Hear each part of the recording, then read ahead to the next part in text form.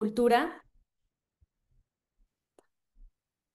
la batalla por el alma de nuestra cultura contra Dios, la patria y la familia ya empezó.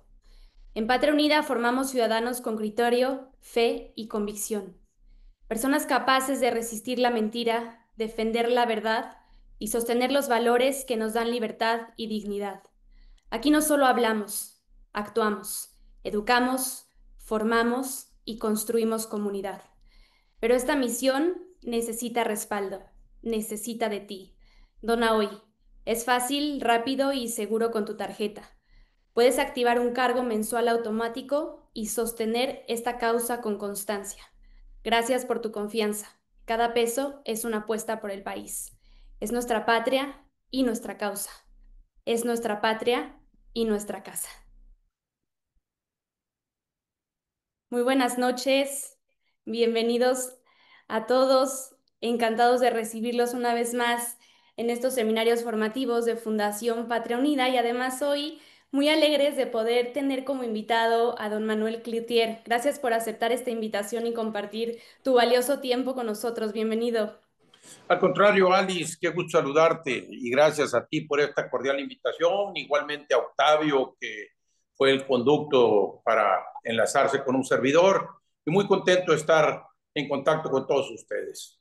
Muchísimas gracias. Así es, José Octavio nos ayuda para quienes están aquí contactados como delegado en Sinaloa de Patria Unida. Así que quienes sea de por allá, felices de compartirles su contacto y poderlos enlazar con él. Para quienes son nuevos por primera vez, les compartimos que en la parte de abajo hay un chat y un cuadro de preguntas y respuestas en donde nos pueden ir enviando sus comentarios y preguntas que iremos resolviendo a lo largo de este diálogo. Pero antes de iniciar, quiero presentar como es merecido a nuestro invitado especial. Manuel Cloutier es ingeniero industrial de sistemas, cuenta con estudios de alta dirección y liderazgo empresarial sobre finanzas, algunos estudios sobre negocios familiares, empresas periodísticas, mercadotecnia y publicidad, entre otros. Profesionalmente ha trabajado en despachos de consultoría, es empresario inmobiliario, fue también director general de los periódicos del Noreste en Sinaloa, presidente de su consejo, consejero de bancos y diversas instituciones de educación y apoyo social. Manuel, hijo de un hombre a quien personalmente admiro, el Maquío, es también un ciudadano de tiempo completo, comprometido ampliamente con México, con un amor inmenso a nuestra patria, lo que lo llevó a involucrarse en la política.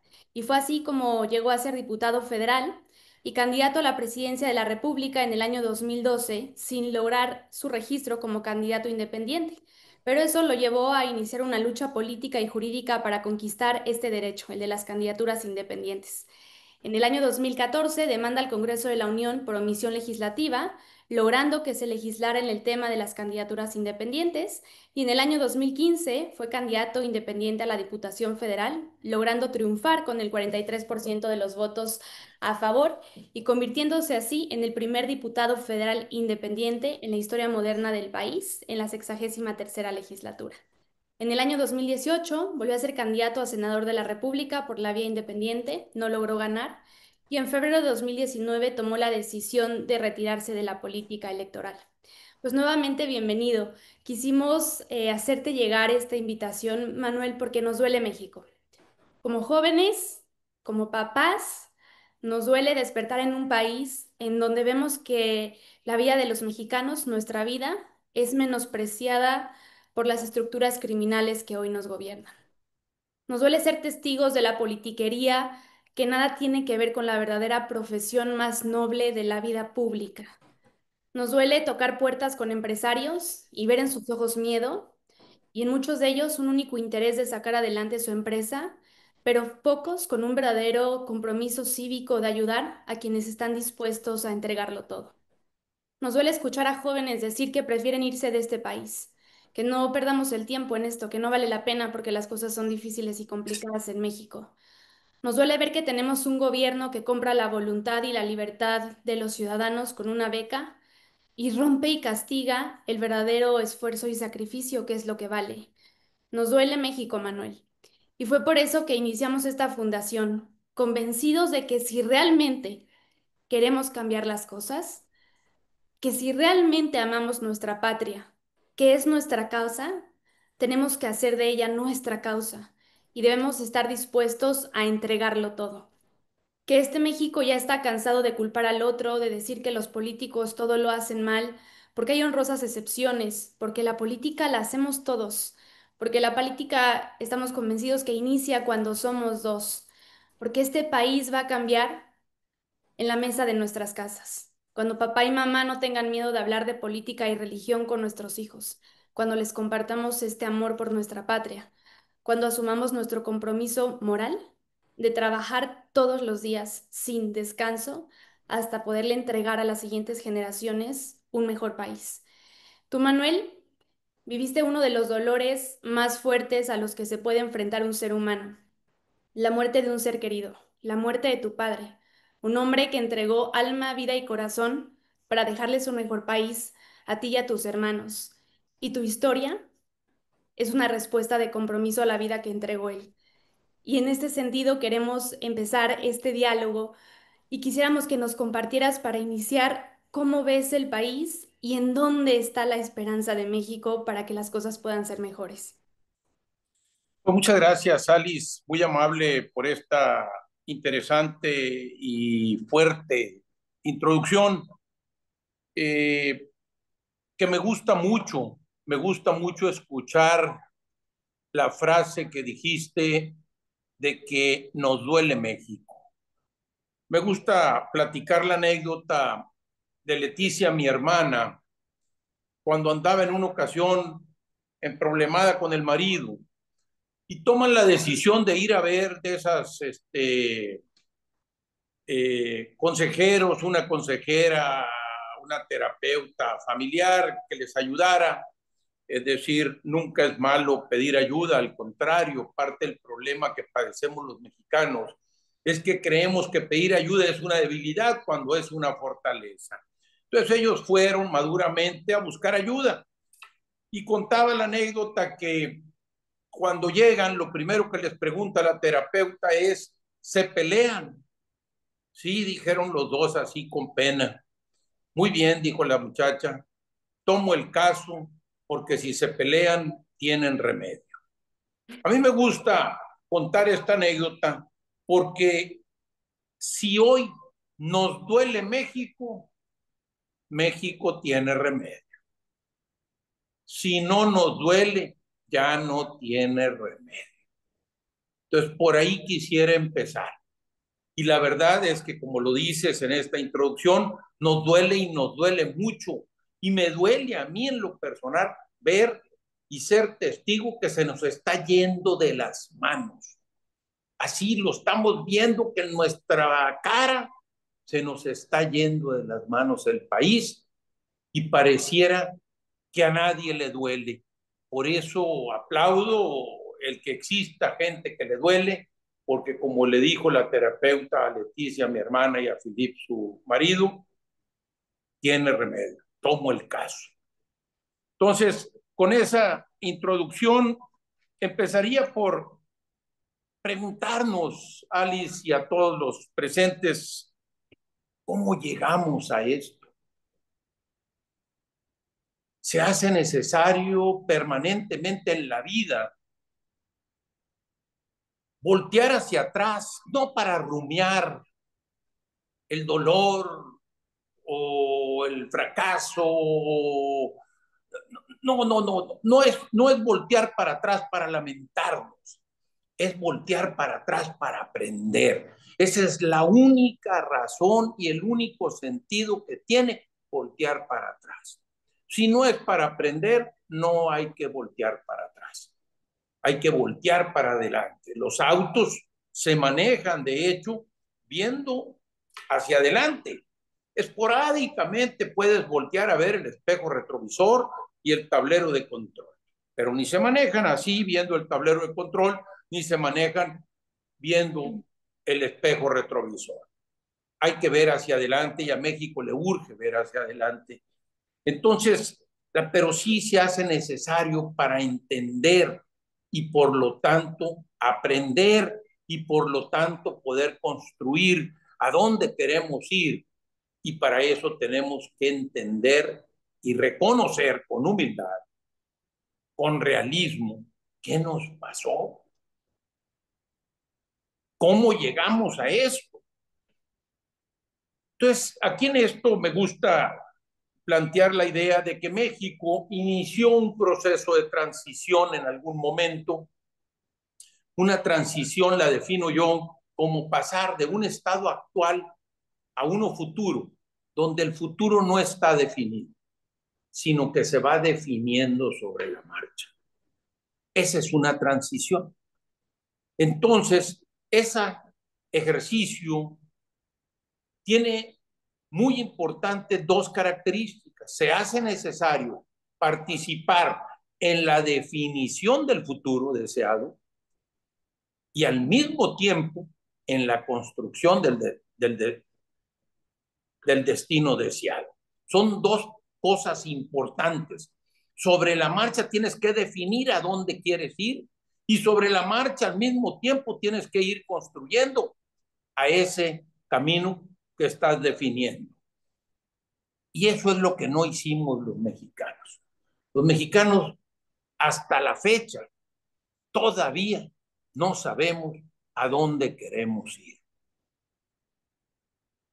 Entonces, dice el dicho que se atribuye a Séneca, aquel filósofo griego, que no existe viento favorable para el que no sabe a dónde va. Entonces México nunca agarró el viento favorable porque nunca ha definido en su proceso de transición, que era la esencia de una transición, definir a dónde quería ir. Y nos estuvimos debatiendo y peleando, incluso unos queriendo avanzar y otros que no hubiera avance, y esto generó una característica que en mi opinión es lo que nos llevó al punto en el que estamos. La transición mexicana se prolongó demasiado. Y las transiciones, me gusta a mí, y bueno, y voy a dar datos así nomás para entender qué significa demasiado. La izquierda quiere poner, y es válido porque no vale ni discutirlo, que la transición mexicana empezó en 1968. Si así fuese, estaríamos hablando que la transición mexicana se prolongó al menos 50 años. Es una locura. Países como Corea del Sur en 30 años cambiaron su perspectiva. China, igual, o sea, y estar atorados y estancados 50 años es una verdadera locura.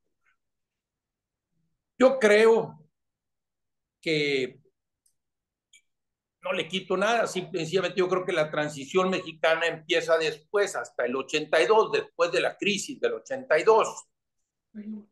Pero aún así, si fuese en el 82, significa que se prolongó por 35 años. Es muchísimo tiempo. ¿Y por qué es relevante este tema del tiempo, de la prolongación de la transición? Porque decíamos que la transición se caracteriza por pasar de un estado actual a uno futuro no definido. Entonces, toda transición genera mucha incertidumbre. Me gusta hacer la analogía como aquel que cruza un puente colgante. No sé si alguien de los presentes ha cruzado un puente colgante. Y cruzar un puente colgante genera mucha incertidumbre, mucha inestabilidad y da miedo. Entonces, la característica de las transiciones cuando se prolongan demasiado es que esa incertidumbre se traduce en inestabilidad y genera miedo. Y esas sociedades que se ven apoderadas por el miedo, decía mi padre, es muy mal consejero. Y entonces esas sociedades que se dejan apoderar por el miedo son capaces de sacrificar incluso libertad de cara a tener seguridad. Entonces, esta situación de transición, el país había avanzado en su transición en la medida que la sociedad presionó. que la sociedad actuó participativamente y logró que fuésemos avanzando en una transición democrática.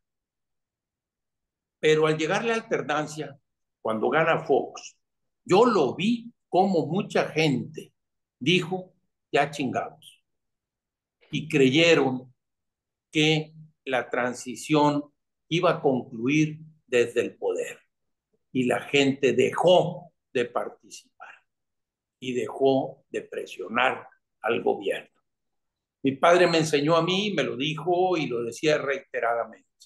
Manuel, el gobierno solo actúa bajo presión. No me dijo el gobierno priista, no me dijo el gobierno panista, no me dijo el gobierno perredista. En aquel entonces no existían los gobiernos morenistas, pero era el gobierno. Y si no hay presión, el gobierno no va a actuar a favor de la sociedad. En otras palabras, fue la participación ciudadana que ejercía presión al viejo régimen lo que permitió que avanzara la transición, lo que logró avanzar. Pero cuando se da la alternancia, la sociedad se repliega creyendo que la transición concluiría desde el poder. Y ese es un error garrafal que tenemos que entenderlo y aprender para nunca más volver a ceder tregua a los avances en la ampliación de las libertades y el respeto de los derechos humanos y la mejora del país. Entonces, ahí fue el primer error que yo creo que fue grave.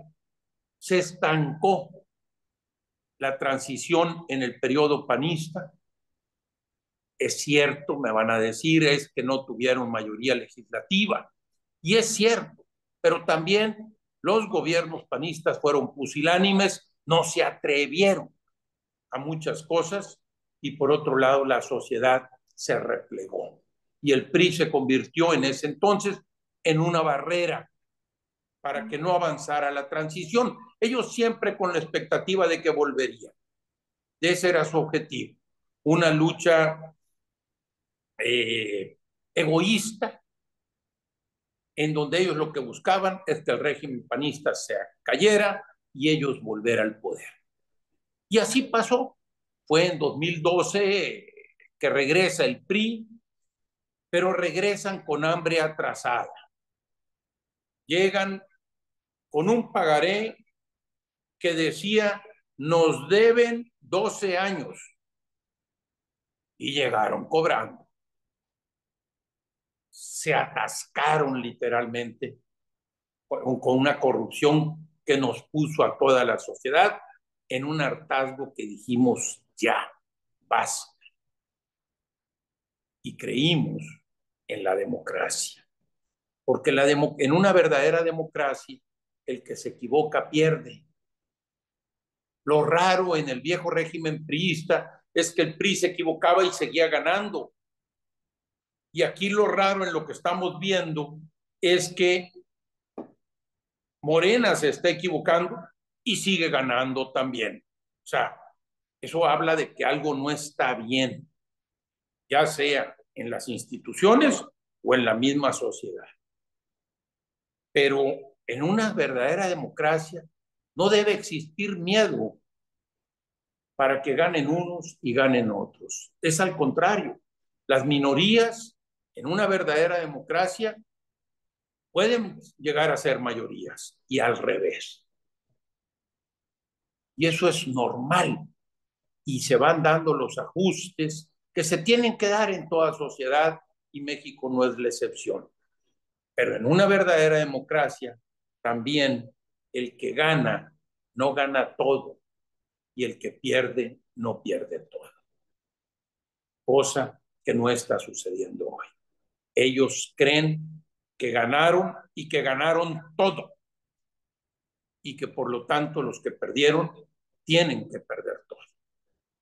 Y eso no puede ser. Incluso ahorita lo estamos viendo, hay una amenaza real de que quieren quitar las plurinominales porque suenan impopulares, pero es quitarle voz y representación a las minorías. Y eso en una verdadera democracia no se vale. Pero ahorita lo trataremos de explicar.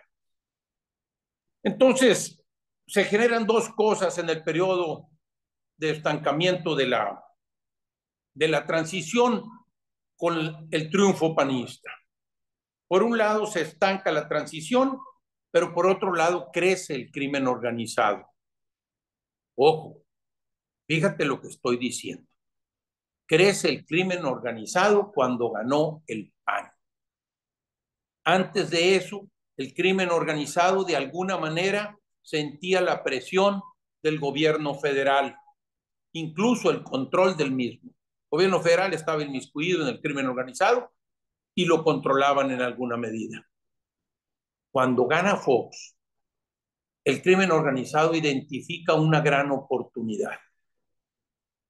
El ver que un cártel, por ejemplo, me atrevo a decirlo, el cártel de Sinaloa, bastaba que se arreglara con un gobernador para tomar el control completo de un estado. Y entonces empezó a crecer vertiginosamente a través de arreglarse con una sola persona, un gobernador. Ya no tenían el yugo presidencial encima. Y esto empezó a generar que el fenómeno creciera estrepitosamente. No es fortuito que Calderón llega al poder y lo primero que dice, esto no puede seguir así, entre comillas, porque en el periodo de Calderón efectivamente se combatió al crimen organizado, pero se combatió a unos grupos y se permitió que otros crecieran. Curiosamente hoy, uno de los grupos que más creció en el periodo y que más se fortaleció en el periodo calderonista fue el cártel de Sinaloa. Una denuncia pública que hice yo de que en el periodo de Calderón, en el sexenio de la guerra contra el narcotráfico, en el sexenio de un gobierno panista, no se estaba combatiendo al cártel de Sinaloa, que era el rey de los cárteles. Eso me llevó incluso a mí, esa denuncia pública, a perder mi carrera política literalmente, porque el presidente Calderón hizo todo lo que estuvo en sus manos para que yo no pudiera continuar una carrera política, al menos dentro de ese partido.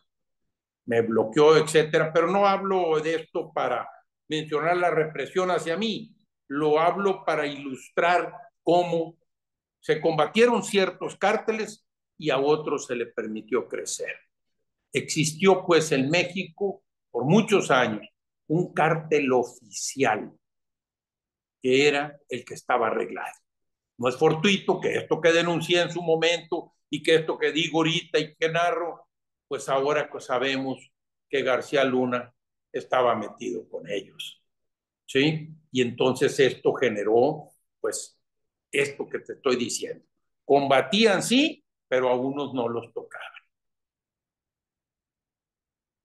Hay una definición para también entender esto, porque se le permitió crecer de una manera impresionante y en la medida que esto ha crecido, se ha ido perdiendo espacios de la sociedad.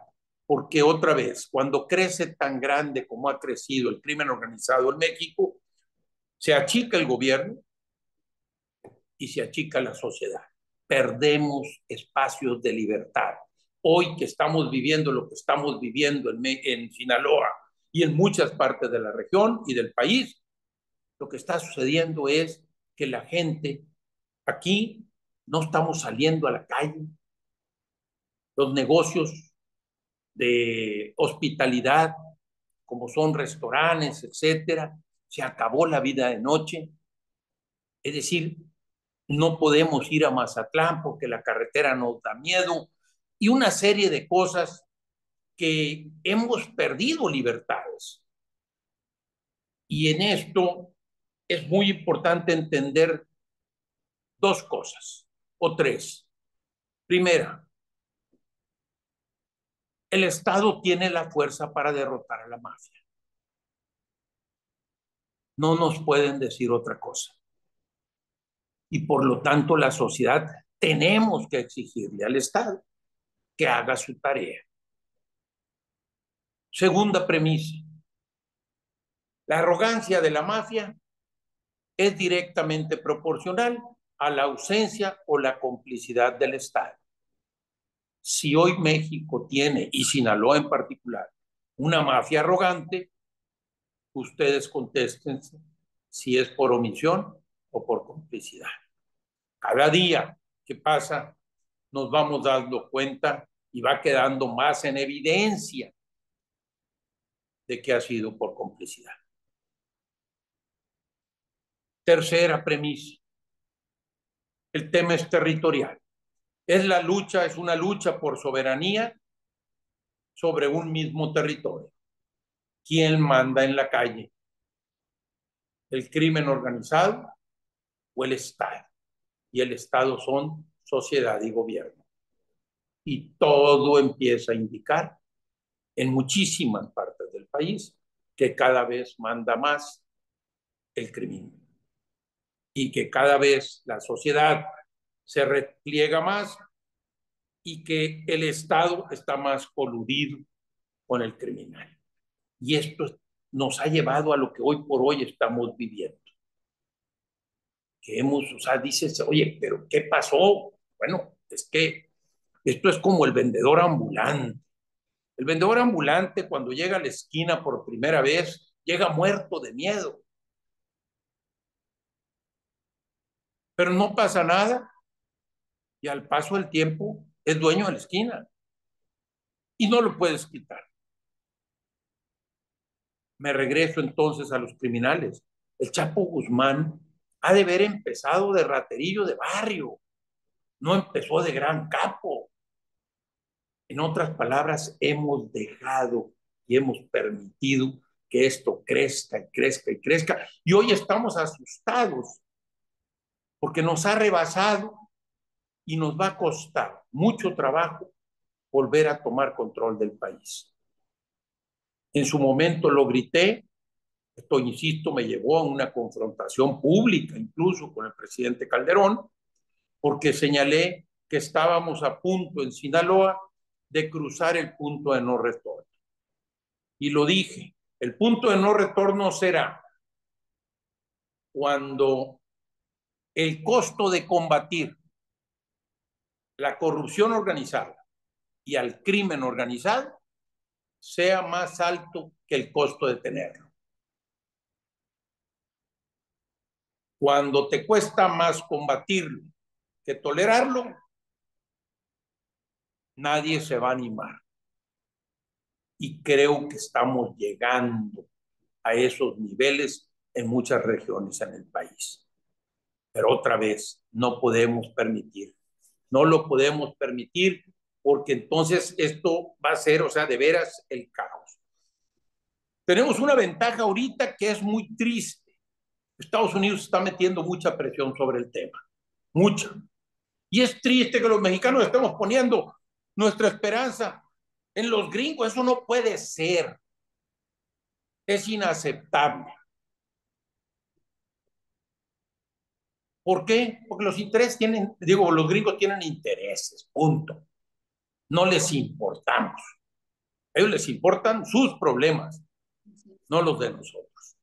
Y a los que les tiene que importar los problemas de los mexicanos es a los mexicanos.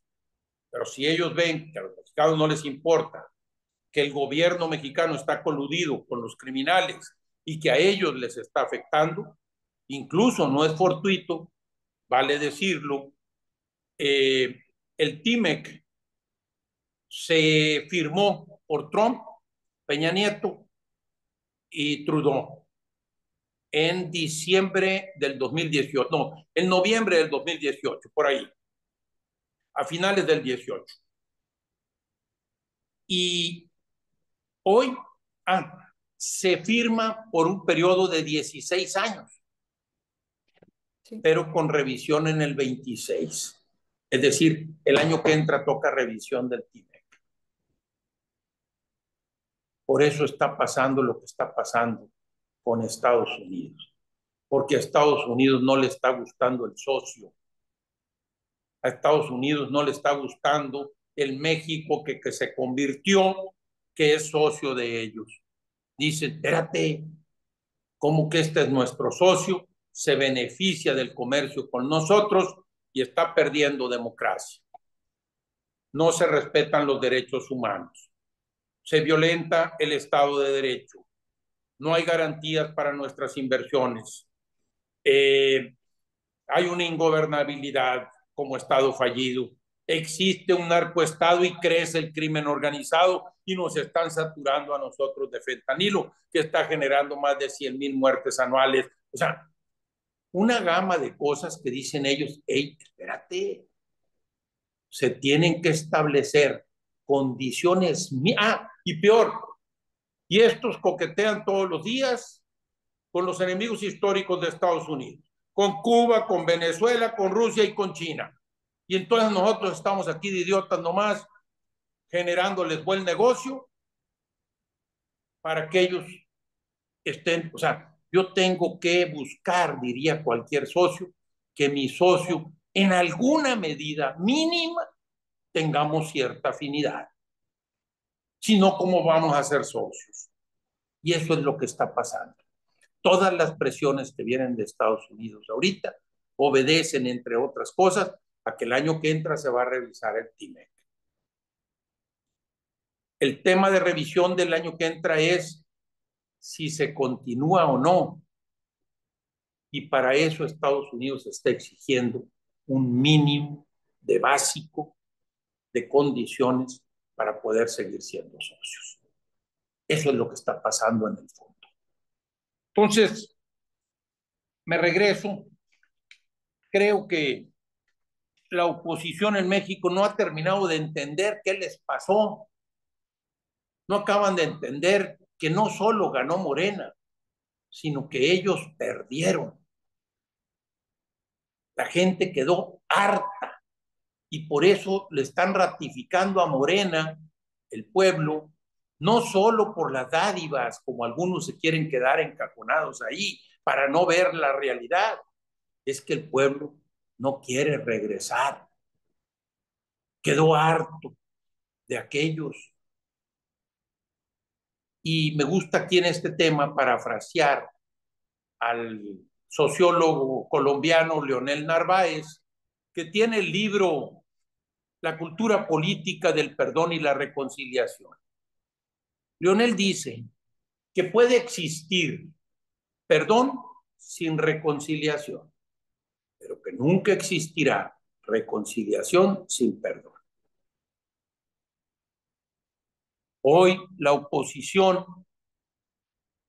se quiere reconciliar con el pueblo mexicano y no le ha pedido perdón. No va a dar eso. No da el modelo. No sé si me explico en el concepto. Sí, sí. Entonces, con este antecedente, con este preámbulo que nos permita reflexionar, tenemos que hacernos la pregunta a los mexicanos. ¿Qué México queremos? Porque mientras no seamos capaces de definir ese México que queremos en un grado de consenso importante, que estemos de acuerdo en lo que queremos, no lo vamos a construir porque nos vamos a seguir peleando en si eso es lo que debemos o no querer, que es lo que nos pasa a los mexicanos todos los días. Y estos lo han jugado extraordinariamente bien, extraordinariamente bien. Primero, han capitalizado un sentido de víctima que le gusta al mexicano. Al mexicano le gusta mucho el pobrecito yo. ¿Sí? Entonces, lo han capitalizado de manera extraordinaria. Ya nos dijeron que somos víctimas de los españoles, que somos víctimas de los gringos, que somos víctimas del empresario, que somos víctimas de la opresión y que del neoliberalismo y bueno, víctimas, víctimas, víctimas, víctimas. Y el víctima nunca ha salido una sociedad o una persona adelante victimizándose, porque el víctima es víctima de las circunstancias y nunca se va a responsabilizar de sí mismo. Entonces, para ellos ha salido muy bien el venderte que los mexicanos somos víctimas, porque entonces nadie se siente obligado a responsabilizarse. sino que ellos nos van a sacar adelante, ellos nos van a ayudar, ellos sí saben a dónde tenemos que ir y la sociedad delegó esa tarea y tenemos que retomarla. Tenemos que definir qué México queremos en el ámbito político, qué México queremos en el ámbito económico, qué México queremos en lo social, qué México queremos en torno al Estado de Derecho, qué México queremos en relación a la seguridad pública, qué México queremos en el combate a la corrupción organizada. Quiero insistir en ese último término. Se habla mucho de la corrupción, pero se hace necesario ponerle apellido. Y el apellido es corrupción organizada, porque la corrupción organizada es distinta de la corrupción individual. Y todas las propuestas que escuchamos para combatir la corrupción van en el marco de la corrupción individual. Y lo que México necesita es combatir la corrupción organizada. La corrupción organizada es mafia también. Por eso en México se entendió la corrupción organizada desde el poder con el crimen organizado, porque las dos son mafias. Entonces, tenemos que definir estos conceptos con claridad meridiana para presentarle a la sociedad el a dónde queremos ir. Ya dejar de pensar en el quién antes del qué y el cómo. Discutamos el qué necesita México y dejemos de estar pensando con quién lo vamos a lograr. Es más importante primero llegar a consensos del qué y segundo, es muy importante, además de definir el qué y en alguna medida los cómo, se hace necesario entender que dejemos de pensar que en el quién México necesita un salvador. No jala eso. No jala. El caudillismo en México no va a ser lo que nos va a sacar adelante. Sin embargo, es lo que el mexicano irresponsable, es decir, el mexicano víctima, está esperando. Un salvador. ¿Por qué? Porque él nos va a llevar a la tierra prometida. Y entonces yo no necesito responsabilizar. Ahí finalmente, para cerrar esta charla y abrirla y que se convierta realmente un diálogo y no un monólogo, y yo no tengo ningún problema, Alice, en abrir el foro, eso ustedes son los que saben el formato, pero que sepas Gracias. que yo no tengo problema en ese sentido. Quiero cerrar con los 3 mitos que nos vendió el viejo régimen priista y que en alguna medida nos quedaron infiltrados en las venas como droga a los mexicanos. El primer mito es que el viejo régimen priista nos vendió la idea, y hoy está muy proliferada, que la política es sucia y cochina. Y entonces, si es sucia y cochina y yo soy un hombre decente, pues no me involucro en la política porque a mí no me gustan las cochinadas. Y entonces les dejamos la política a los sucios y cochinos para que hagan lo que les dé la gana. Y esto viene de manera histórica, porque la gente de bien no quiere involucrarse porque la política es sucia y cochina. Premisa número 1, y es el mito, porque la premisa número 1, que es la contraparte, la antítesis del mito, es que la política es la actividad noble. Es una actividad noble porque es la actividad gestora del bien común. Es la actividad que gestiona el bien de la comunidad. Y a todos nos debe convenir que a nuestra comunidad le vaya bien. Es decir, el que no lo quiera hacer por convicción, mínimo hágalo por conveniencia. Te conviene que a tu comunidad le vaya bien. ¿Y eso cómo se logra este paso? Con participación. Ese es el antídoto para el mito. Primero, la claridad de idea, La política no es sucia y cochina, es una actividad noble. ¿Y cómo combatimos ese mito? Con participación ciudadana.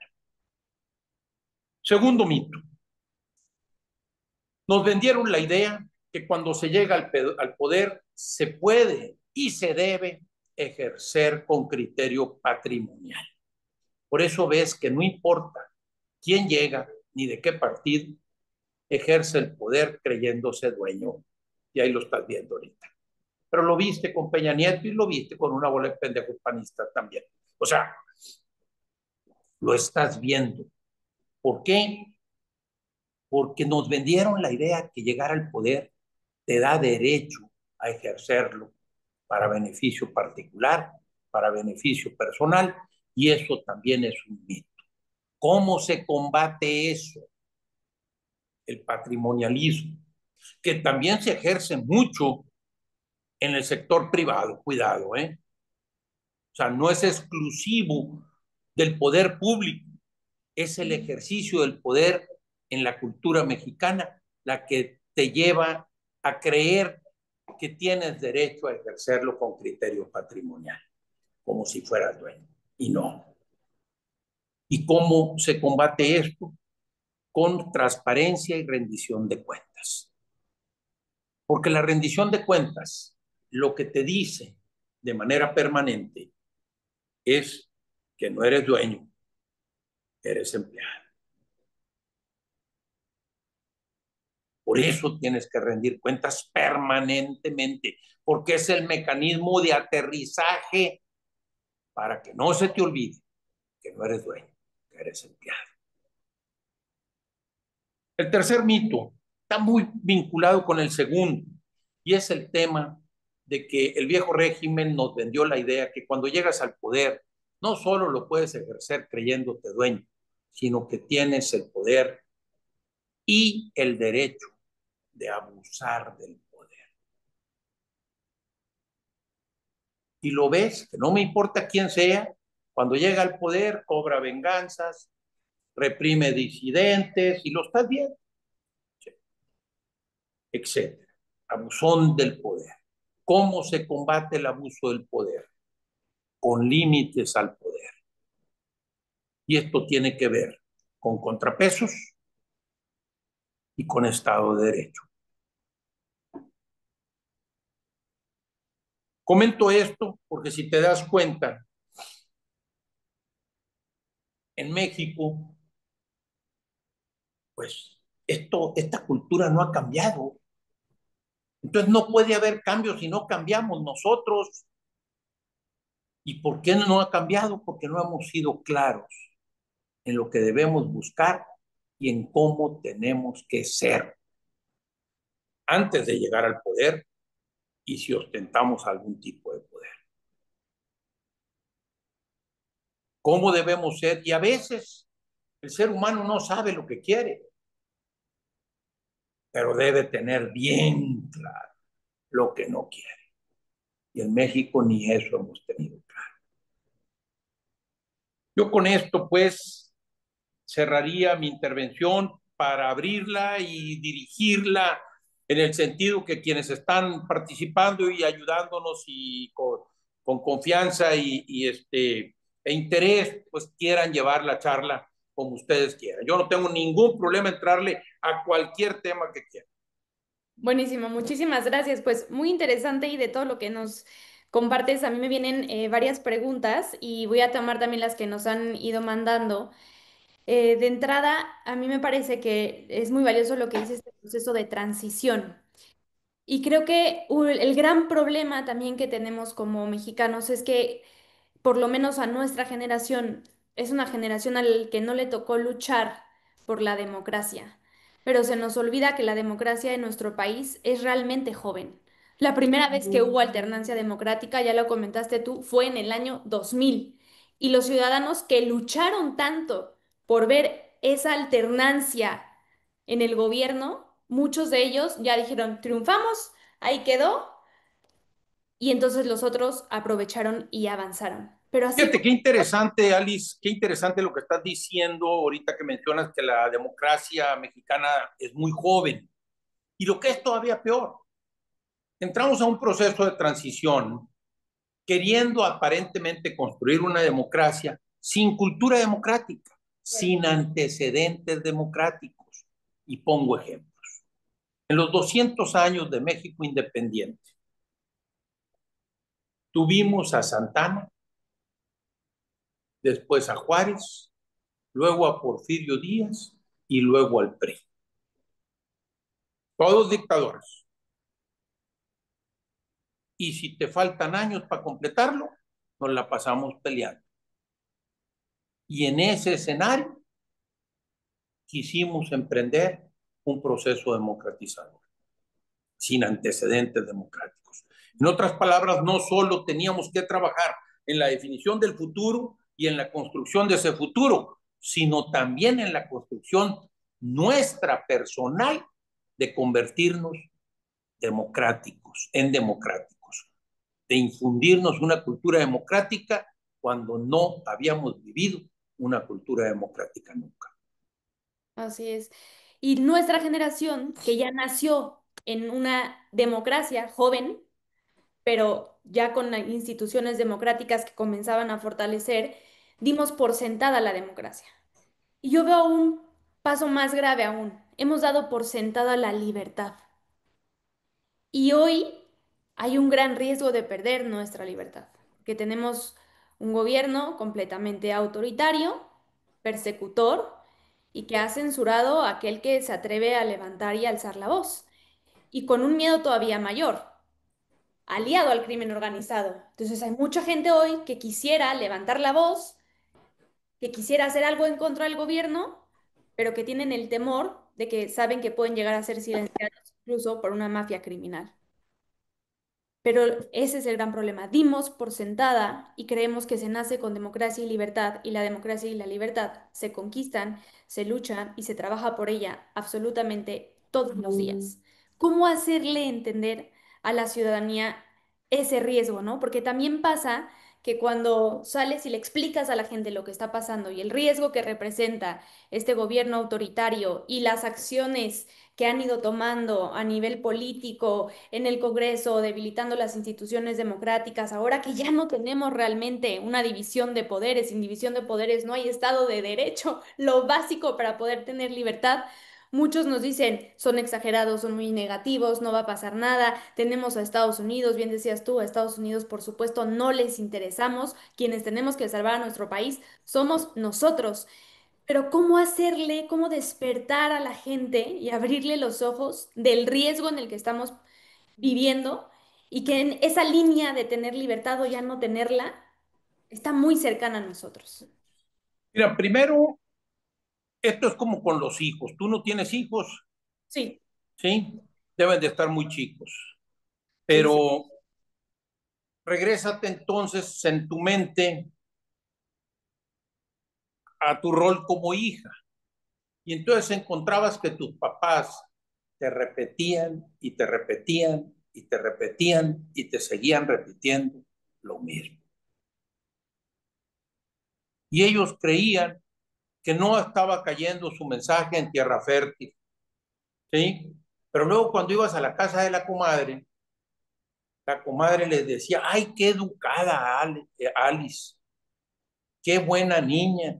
Y veían que todo lo que ellos habían tratado de infundir en ti sí estaba prosperando.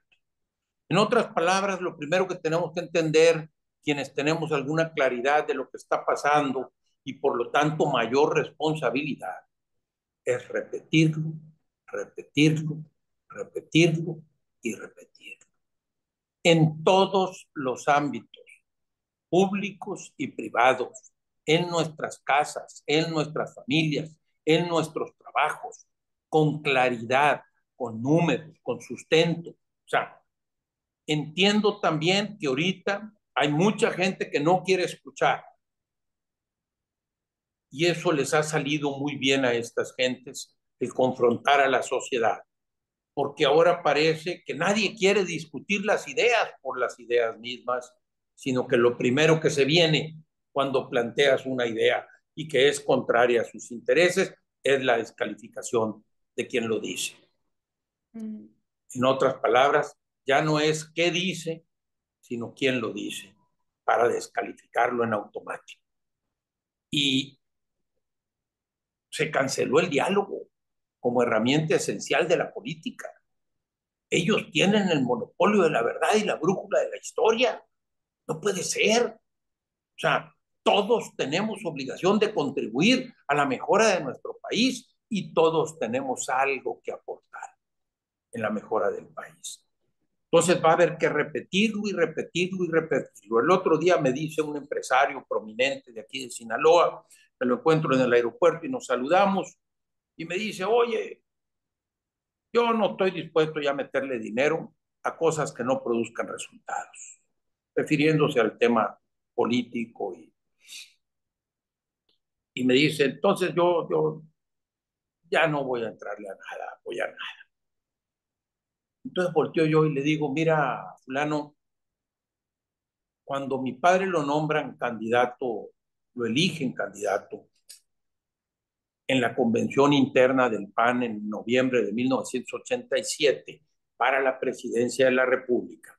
Me recuerdo que dirigió un discurso que, entre otras cosas, hizo un reconocimiento y un agradecimiento a aquellos que habían mantenido la vela encendida. ¿Cuándo se va a dar la coyuntura para que esto sea tierra fértil? No lo sé, pero va a haber que existir personas e instituciones que mantengan la vela encendida y a esas tenemos que apoyarlas. ¿Y qué significa mantener la vela encendida? Tener claridad en las ideas y decirlo reiteradamente en público y en privado. Eso es lo que yo alcanzo a ver. Así es. Nosotros siempre decimos cuando arrancamos la fundación que está enfocada en la formación de líderes que puedan incidir en los distintos ámbitos de la vida, tanto en lo público como en lo privado, con ideas firmes, con propuestas. Mucha gente nos ha dicho, ¿y es que qué resultado tienes ahorita? Yo no te puedo dar el resultado ahorita, pero el gran problema de México también es que siempre estamos aspirando a un caudillo, ya lo decías tú, a un Mesías que llegue a salvarnos. Y estamos, ¿quién nos va a salvar en el 2030? ¿Quién va a ser el candidato? El problema debería de ser, entre los miles de líderes que tenemos, buenos, ¿cuál de todos es la mejor alternativa? Estamos esperando a que llegue uno a salvarnos. Tenemos que empezar a formar y educar desde casa. Y yo siempre digo, a ver, paciencia. Los resultados no van a ser de un día para otro, porque durante mucho tiempo estuvimos en la comodidad de nuestros sillones, probablemente nada más quejándonos o pensando que las cosas iban bien, y el mal avanzó, y el bien dio un paso atrás. Así que el resultado no va a cambiar de un día para otro. Esto es un proyecto que tenemos que ir sembrando y que es de largo plazo, pero yo tengo una frase que ya muchos los que me conocen la saben, pero que para mí es el fundamento para seguir en esta lucha. Somos herederos de civilizaciones que construyeron catedrales sabiendo que no la iban a ver terminada, pero que lo hicieron por el sentido de trascendencia que significaba para las próximas generaciones. Y esa es la lucha que tenemos que dar como mexicanos. Probablemente el resultado no lo vamos a ver nosotros, pero lo vale por las siguientes generaciones, porque tenemos que dejarles un mejor país que el que nos tocó. Yo quiero hacer mucho hincapié, Alice, en dos cosas. Primero, es cierto, tienes mucha razón. Sí estamos dejándoles, se lo digo incluso el 17 de diciembre de 1982, me gradué yo de la universidad.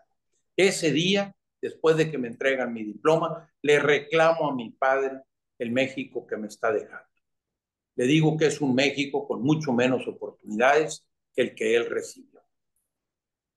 Si hoy un hijo mío me reclamara lo mismo, tendría razón. ¿Cómo va a ser posible que 45 años después, en términos de oportunidades, estemos peor? Le estemos entregando un país con menos oportunidades a nuestros hijos. Esto no puede ser. Entonces, ese es un primer aspecto que creo que es fundamental entender. El segundo es esos que piden que las cosas no están influyendo y no van a cambiar y que esos, la realidad es que México solamente va a cambiar en la medida en que seamos más exigentes los ciudadanos.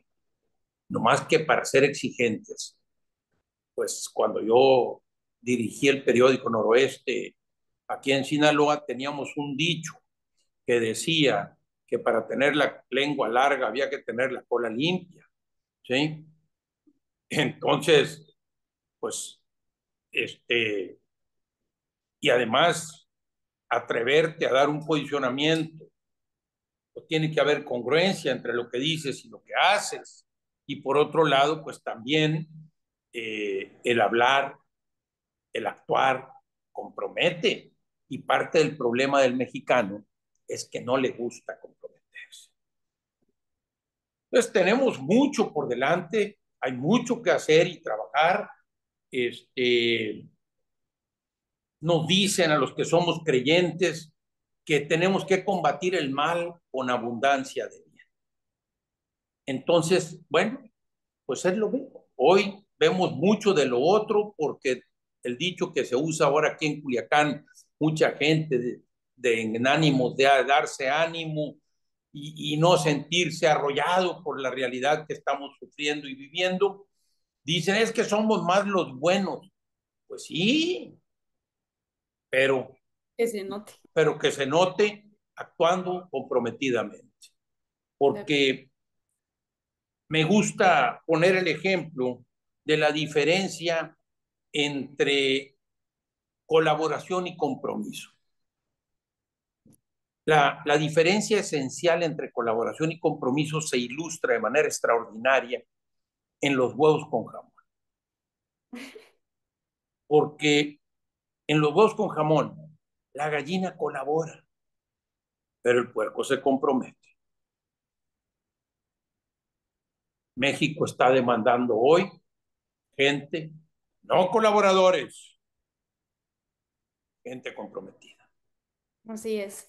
Y hay varias preguntas justo de mucha gente comprometida que tiene ganas de ver por dónde salvamos a este país y qué podemos hacer. La primera dice, la oposición parece estar secuestrada por grupos muy particulares de políticos que solo se turnan entre ellos. ¿Realmente hay un camino para oponerse a Morena en los partidos tradicionales? Y continúa como la pregunta de esta misma persona. Cuando se eligió a Xóchitl Gálvez como candidata de la oposición, se nos exigió a muchos de los que tenemos una forma de pensar más conservadora que hagamos patria, acallando nuestros principios para apoyarla. Al final, acabó donde acabó. ¿Opina usted que es un argumento válido el que esgrimían y de no serlo, cómo debemos contestar a esos argumentos? A ver, quisiera que me aclararan un poquito esa parte de esgrimir, ¿cómo dijiste? De nuestros principios, algo así, o sea, no, ahí no le entendí. Sí, O sea, lo seguí bien en el tema de la oposición secuestrada por un grupo, eso lo entiendo bien, pero luego ya cuando mencionan lo de Xochitl y hablan de algo de que se les pidió que había que, sí. este, Por lo que Leo refiere a que aquellos conservadores que no coincidían en muchos puntos ideológicamente con Xochitl, me imagino tema, por ejemplo, aborto, ok, les dijeron, no importa, tienes que acabar, apoyarla, aunque no coincidas ideológicamente con ella por hacer patria. Dice, pues al final ni ganó y a lo mejor muchos vendieron y se dieron en esos principios. Entonces, si estaba bien, o sea, ¿qué opina usted? ¿Que es un argumento válido ese? O de no serlo, ¿cómo debemos contestar a dichos argumentos? sí, bueno, primero les diría a todos, no existe el ser humano perfecto. Cuando estoy en charlas vivenciales y especialmente con señoras, les pregunto a las mujeres, ¿existe el marido perfecto? Pregunto. Pues no, dice. Entonces, ¿para qué lo andan buscando? Lo mismo. No existe la persona perfecta. Dejemos de estarla buscando. No existen los gobernantes perfectos. Dejemos de estarlos buscando. Lo que necesitamos establecer son sistemas que permitan poner límites al poder, contrapesos, etcétera. Y no vamos a coincidir, como no coincidimos en todo, ni marido y mujer. O sea, Dejemos de estar queriendo que sea alguien con el que tengo que coincidir en todo. Eso no sucede, insisto, ni en una misma familia. O sea, ve nomás mi familia. Nosotros somos 11, sobrevivimos 10. Y ahí estás viendo, con mis hermanos. ¿Okay? Ahí tenemos una chaira. O sea, sí, o sea, no vamos a converger en todo, todos. Eso no es cierto. Entonces vas a tener que tomar decisiones siempre sacrificando algo para impulsar algo. Por eso empecé a lo largo de mi colaboración siendo claro de la importancia de tener claridad en qué queremos. Es más importante el qué que el quién. El PAN en su mejor época, primero aprobaba la plataforma y luego seleccionaban candidatos para llevarla a cabo. Uh-huh. Hoy nadie habla de las ideas, hoy nadie está diciendo cuál es el México que tenemos y que queremos construir. Nadie está hablando de eso. Y entonces vamos definiendo qué México queremos construir y luego vemos con quién y luego vemos cuántos coincidimos en ese punto y cómo sumamos más gente que coincida en ese punto. La solidaridad, decía mi padre, es conjuntar voluntades por encima de las diferencias y a pesar de nuestras divergencias, buscar construir objetivos de orden superior. Entonces, ¿cómo le vamos a hacer para conjuntar nuestras voluntades, haciendo a un lado diferencias para construir cosas superiores? Pero primero tenemos que saber qué cosas superiores queremos construir. Si no, vamos a estar siempre disintiendo en banalidades, en trivialidades, en frivolidades, y nunca nos vamos a poner de acuerdo, como es costumbre en los mexicanos. No sé si me explico y no sé si respondo en alguna medida. Ahora bien, la oposición secuestrada, por supuesto, pero no es la oposición. Todos los partidos en México, todos tienen dueño. O no es fortuito que tomé el camino de los ciudadanos que no queríamos ponernos un sello partidista. Yo lo dije muy claramente, yo no soy vaca para que me pongan un sello que diga ahí PAN, PRI o PRD o ahora Morena o no sé qué. Yo no, yo dije, yo no tengo ganas, tengo derechos políticos y quiero participar sin un sello.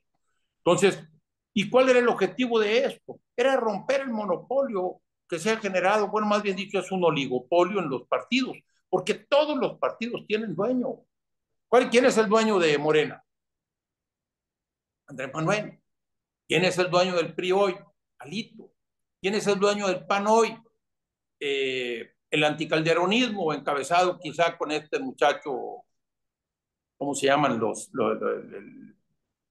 Marco Cortés y su grupo? ¿Quién era el dueño del PRD? Los chuchos. ¿Quién es el dueño de MC?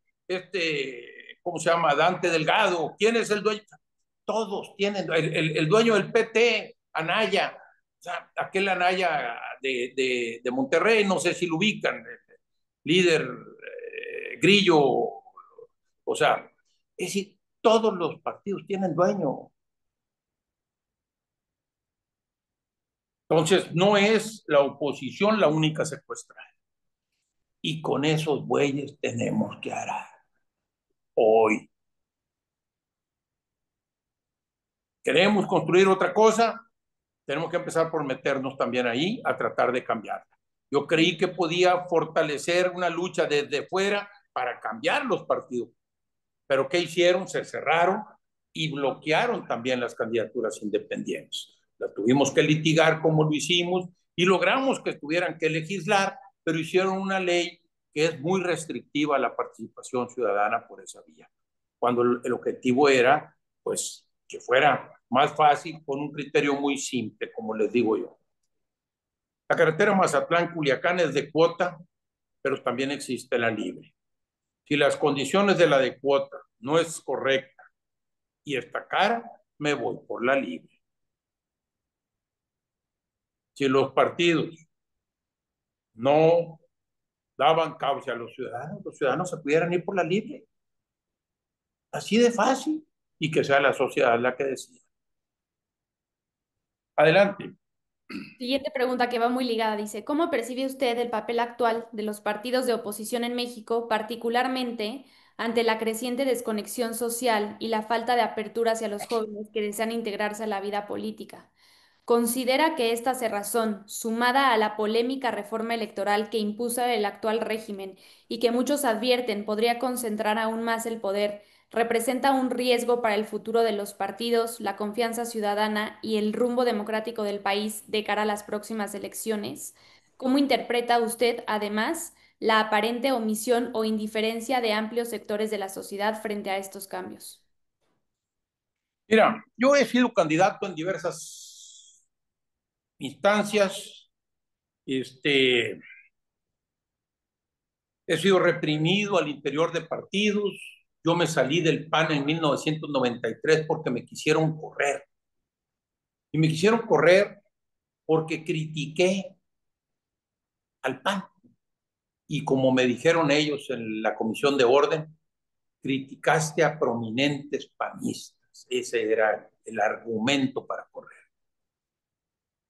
Finalmente no me corrieron, les gané la discusión en la comisión de orden, pero al día siguiente renuncié. A mí no me van a correr. Me salí yo. Pero donde voy con todo esto es que tenemos que entender que efectivamente los partidos, en la medida que se han cerrado, pues se han aislado. La cerrazón aísla. Y eso ha generado, entre otras cosas, esa desconexión social. La política hoy, partidaria y electoral, se ha convertido muy difícil porque está hoy en la mente y en la cultura del mexicano el populismo. Y el populismo no tiene que ver con una ideología. El populismo es una actitud frente a la responsabilidad. El populista no quiere ser responsable. El populista quiere ser popular. Y se regresan un poquito a la escena de la campaña del 2024. Vieron ustedes cómo en el discurso Xóchitl empezó a caer también en el populismo. Y parecía aquella campaña, ¿quién da más? ¿Quién da más? ¿Sí se acuerdan? Sí. Cuando si lo que queremos es una oferta distinta, pues tenemos que buscar una política de contraste. Porque si te pones a imitar, siempre vas a ir atrás y siempre será el que puede dar más, el que está en el poder. Así es. Pero además, no educas ofreciendo y prometiendo dar. Eso no educa nunca. Entonces yo creo que el camino es la contraparte del populismo, es la responsabilidad. Y parte de la responsabilidad que tenemos hoy los mexicanos ante la realidad de nuestro país es hablar con la verdad. Más que hablando con la verdad, difícilmente ganas elecciones, ¿no? Porque parece que al mexicano no le gusta que le hablen con la verdad. Muy difícil ganar elecciones hablando con la verdad. Porque lo primero que les va a tener que decir es que la cosa está del carajo. Y la gente no quiere que le digas que está del carajo. Que se va a tener que comprometer, que va a tardar mucho tiempo en sacar las cosas adelante. Y no quiere que le digas eso. Quiere que le digas que va a haber una varita mágica y que las va a arreglar de un día para otro. Pero todo eso es mentira. La Pero bien, reforma electoral es un riesgo real. Y es un riesgo real porque primero controla, hay monopolio de la verdad, hay monopolio del poder y van a hacer lo que les dé la gana. Hay un video por ahí que anda circulando de Noroña, en donde dice, pues, ¿qué creían que íbamos con torno a la reforma judicial? Hacerles caso con lo que dijeron con esas, ¿cómo le llaman? Consultas y eso. Pues claro que no, dijo. Lo hicimos para abrir el foro, pero no nos importaba lo que dijeran. Lo mismo va a pasar con la reforma electoral. No les importa lo que digamos. Van a hacer lo que ellos quieren y va orientado a fortalecerse en el poder. Y la realidad es que estamos perdiendo, como bien lo dijiste, y es real, libertades, estamos perdiendo democracia. O sea, porque no es democracia la dictadura de las mayorías. Eso no es democracia.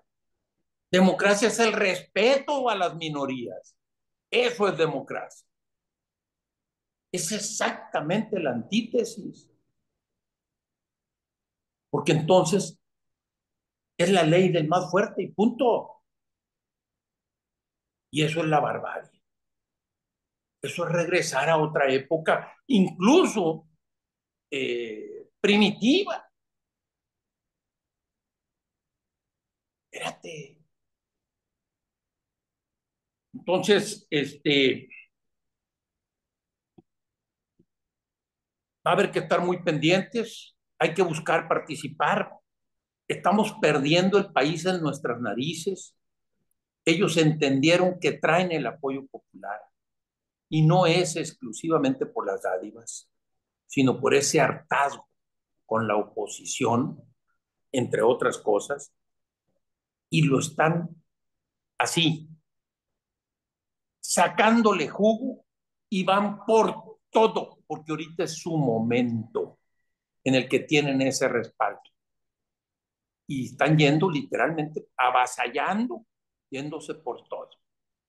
Algo tenemos que hacer. ¿Cómo? Patalear, señalar, gritar, denunciar.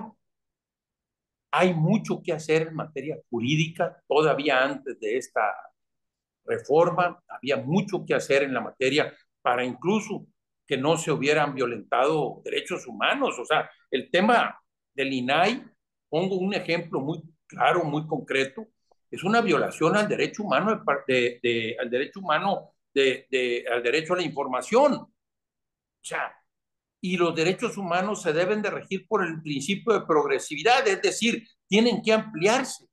Y lo que se generó al eliminar el INAI es perdimos acceso a la información. Lo acaba de publicar en una investigación del Universal, no sé si la leyeron, que después de la desaparición del INAI, el 99% de las solicitudes han sido desechadas de información. 99. Con un argumento o con otro. O sea, no puede ser. Pero bueno, A ver, hay muchas preguntas interesantes, así que estoy tratando de dividirlas por secciones.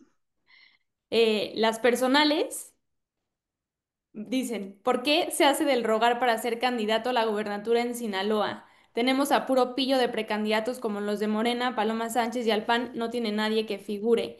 Y también hay otra pregunta que va en ese sentido, si le gustaría a usted fundar un partido político. primero, no me hago el rogar. Eso que quede bien claro. Soy demasiado claro en mis cosas, soy público en ese sentido también, y si revisan mi trayectoria he sido muy claro. Cuando muere mi padre, me buscó muchísima gente para decirme que yo tendría que ser candidato y continuar su legado. Me tardé 20 años en decidirlo. Estaba convencido que había que presentar un hombre y no un nombre. Y hice lo que creí que tenía que hacer antes de tomar la decisión. Y cuando la decidí, fueron 20 años después de la muerte de mi padre. Cuando incluso ya, a lo mejor, el efecto de su peso específico, popular, y que podría haber capitalizado yo desde el punto de vista del nombre, etcétera, ya había perdido fuerza. Pero me presenté yo. Y estuve 10 años en la política electoral. Y fui claro con los sinaloenses, se los dije en mi campaña de 2018, incluso desde antes, en 2015, cuando ganamos la Diputación Federal Independiente, les dijimos, el camino es este. Vamos ganando la Diputación, vamos a ir por la senaduría y desde esa plataforma vamos a construir una plataforma estatal para buscar la gubernatura. Así se lo dijimos. Pero necesitamos esa plataforma estatal. Si ustedes no quieren, yo me voy a ir para mi casa y mis negocios. El resultado electoral que fue muy claro, 8% de los votos, ¿líder de qué? O sea, está muy fácil que le vengan a uno a alimentar el ego y, y creértela. La realidad no dice eso. El resultado electoral del 18 no habló de eso. Las encuestas hoy no dicen eso. Aparece en Sinaloa, aún con todos los problemas. Ahorita sale la última que acabo de ver. Morena sale con un 45% de preferencias electorales en Sinaloa. El PRI sale con el 17% y el PAN con el 13%.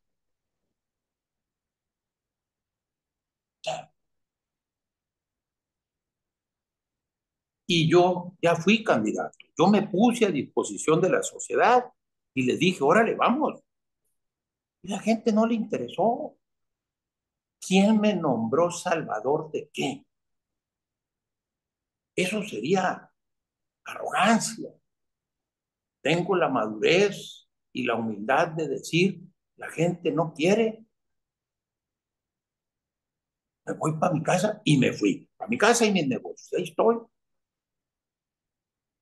Entonces, no me estoy haciendo el rogar. Y soy bien claro, bien clarito. Me retiré de la política electoral, pero no estoy retirado de la actividad que gestiona el bien de la comunidad. Soy de las pocas voces que sigue activas en Sinaloa. Estoy, pero también estoy convencido que mucho de lo que pasó, y lo vi, lo viví, es que habiendo ganado en 2015, la gente creyó que yo iba a ganar y me dejaron solo. O sea, que no los necesitaba. Mientras que en el 15 sabían que era muy cuesta arriba la lucha independiente y la gente se metió a ayudar. Y en el 18, no, lo te iba a ganar y te dejaron solo. Y no, solo no se puede nada. Entonces, aquí habría que ver quiénes los que se hacen del rogar. De A acuerdo. Rocha lo votaron 2 veces los sinaloenses. Lo votaron senador y luego lo votaron gobernador. Ahí está. Entonces, segundo, si todo va a depender en Sinaloa de que yo sea candidato, pues a mí ahorita saliendo me atropella un carro y se chingó el proyecto, caray, hombre. No puede ser así. Es donde están los sinaloenses que están dispuestos a luchar por su estado y después buscarán quién los lidera. Esa es mi opinión en ese sentido. La otra era, Sí, está dispuesto a ser un partido político. no, yo no. No, no, no. No, no, no, no. Yo no creo en los partidos. Yo ya viví ese proceso y vi cómo se desvirtuó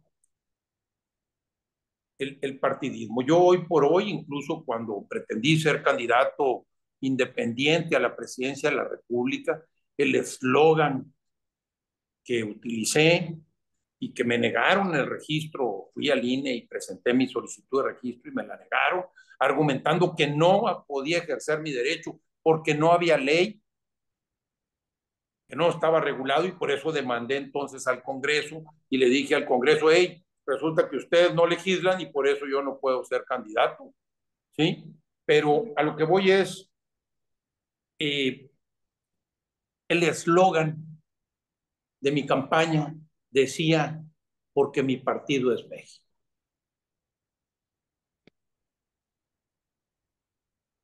Ese es mi partido. A mí ya que me digas que los azules, que los verdes, que los guindas, ya estoy muy viejo yo para no haber aprendido. De acuerdo.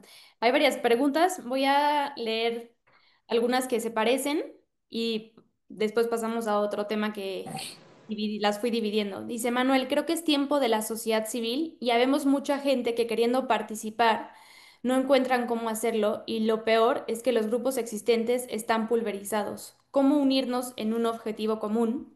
La siguiente pregunta, ¿cuál considera que es el mejor mecanismo de participación ciudadana para la concientización de la situación actual para aumentar el interés de las juventudes? Miren, primero,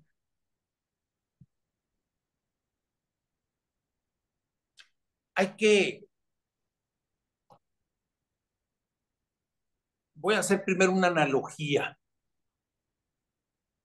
Tú tienes que enseñar a tus hijos a ser generosos, a dar y a darse y a participar desde chiquitos. Y lo van a ver cuando ven que sus padres participan y dan y son generosos. Y llevarlos a que te acompañen a la reunión, al evento, un domingo, que aunque les dé flojera, etcétera, estoy de bocón, con la situación que sea. Porque nadie va a aprender a participar sin participar. En otras palabras, ¿cómo aprendíamos cuando estábamos chiquillos a comer tomate o a comer aguacate o a tirarnos el tercer trampolín, el más alto, en la alberca del club? ¿Cómo aprendíamos a tirarnos? Tirándonos. ¿Cómo aprendíamos a comer tomate? Comiendo. ¿Cómo aprendías a participar? Participar. Nadie va a dar si no empieza dando. Y nadie se va a comprometer si no se enseña a comprometerse comprometiéndose. Y no existen más que tres formas de comprometerte en la vida. No existe. Si alguien conoce otra, les pido así de veras, encarecidamente, que me la digan. Pero yo no conozco más que tres. Le pones tiempo, le pones dinero o le pones tiempo y dinero. Ahí yo le agrego, tienes que dar, como decía la Madre Teresa de Calcuta, hasta que duela. Entonces, si a ti lo que te duele es dar tiempo, tienes que dar tiempo. Y si lo que te duele es dar dinero, tienes que dar dinero. Y si te duele dar tiempo y dinero, tienes que dar tiempo y dinero. En otras palabras, lo que te va a educar y te va a formar es lo que te duela. De chiquillo no aprendías, te decían te vas a caer y te valía sorbete. Es hasta que te caías y te dolía que entonces aprendías. A ti igual. Entonces, ¿cómo hay que hacerlo? Hay N instancias sociales de participación. Dejen de pensar exclusivamente en política electoral. Enséñense a participar, dándose tiempo, dinero, esfuerzo, organización, lo que sea tu fortaleza, lo que sea tu interés, pero empiecen a dar. No se puede pensar que la sociedad mexicana va a pasar de aquí hasta acá dando un gran brinco. Vamos a tener que enseñarnos a dar brinquitos. Entonces, hay de seguro N organizaciones que están urgidas de gente y de dinero, de manos y de cabezas, urgidas, que además son afines en conceptos en los que tú tienes interés. Desde los que, de esos, de los animales, hasta los de, qué sé yo, del medio ambiente, de un sinfín. Pues empiézale dando, empiézale participando, porque no vas a participar políticamente, mentiras, si no te enseñas a participar socialmente. No va a dar el modelo. Aquí está mi esposa ahorita conmigo. 2018, en el 2015 integramos el grupo de mujeres que hacía campaña y le llamábamos campaña sin candidato, pero iba la esposa del candidato con un grupo de mujeres y le chambeaban durísimo en colonias que nos permitía entonces multiplicarnos y cubrir más territorio. En 2018 no completaba el subgrupo de mujeres. No se completaba.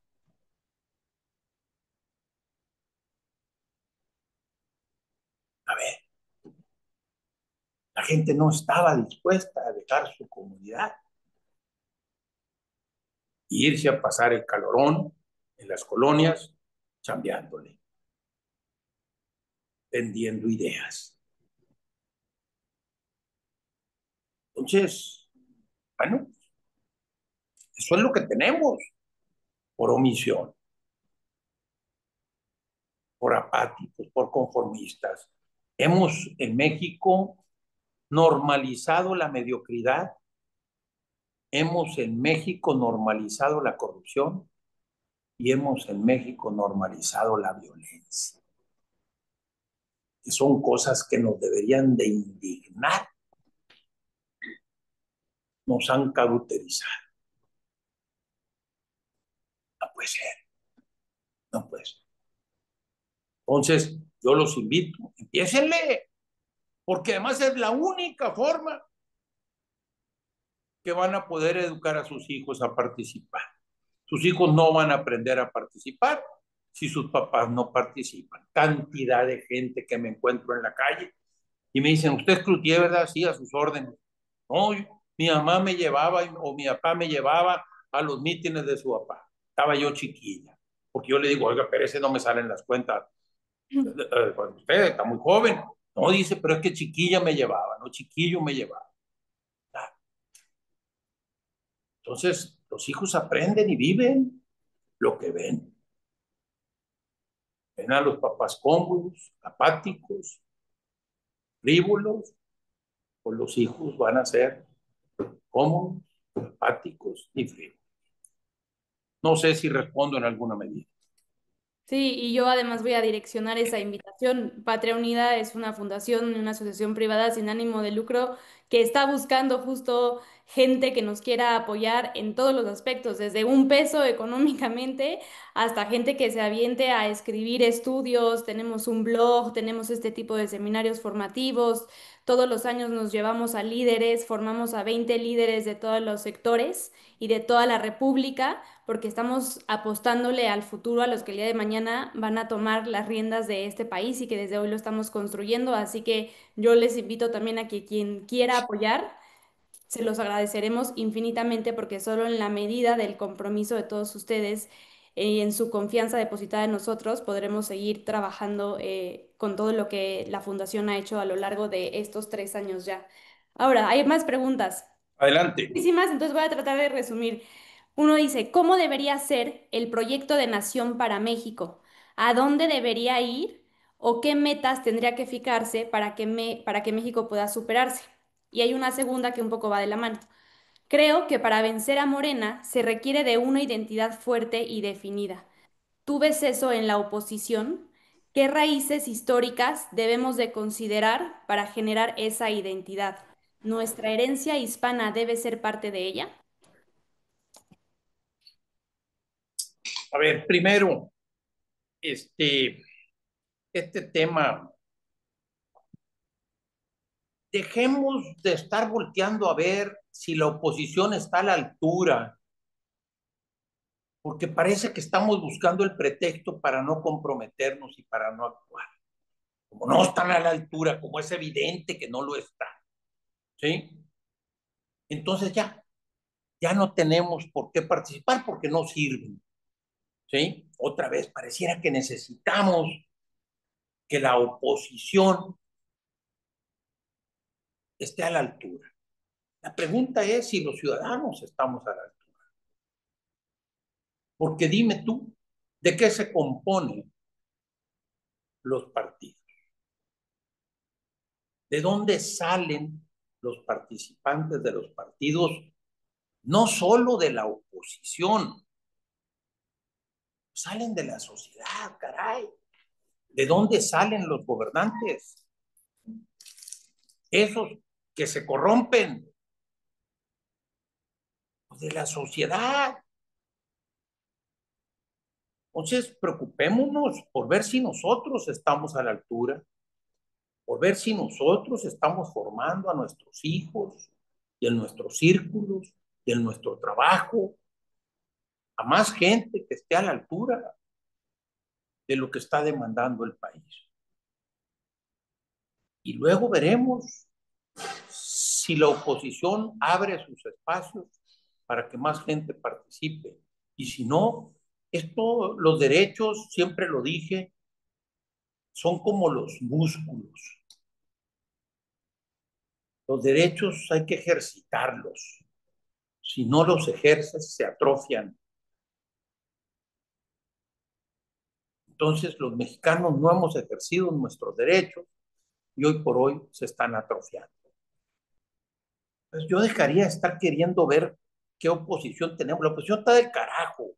El país está del carajo. La realidad está del carajo. Se nos está yendo el país de las manos. No es pensamiento catastrófico, es real.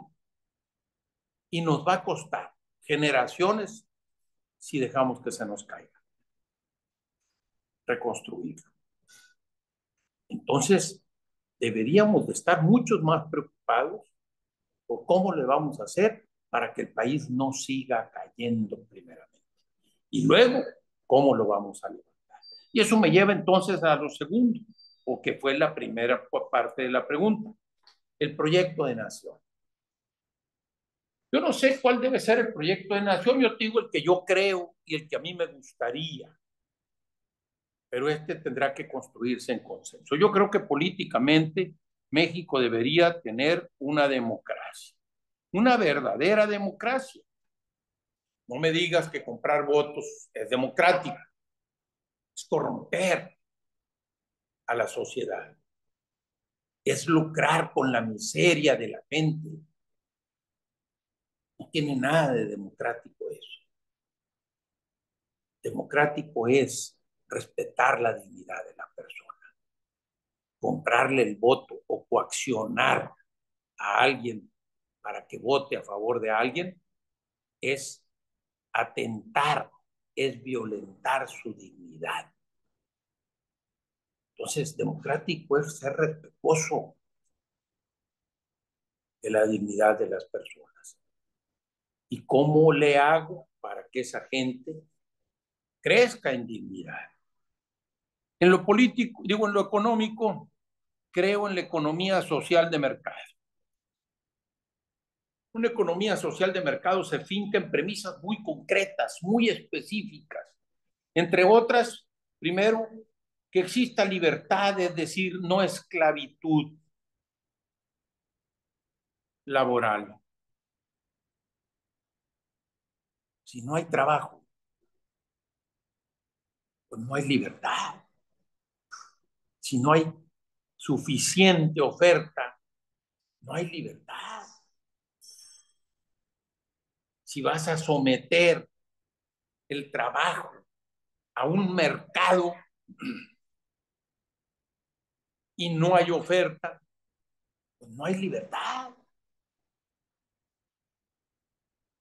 Por eso hago mucho hincapié en que México necesita empleo formal.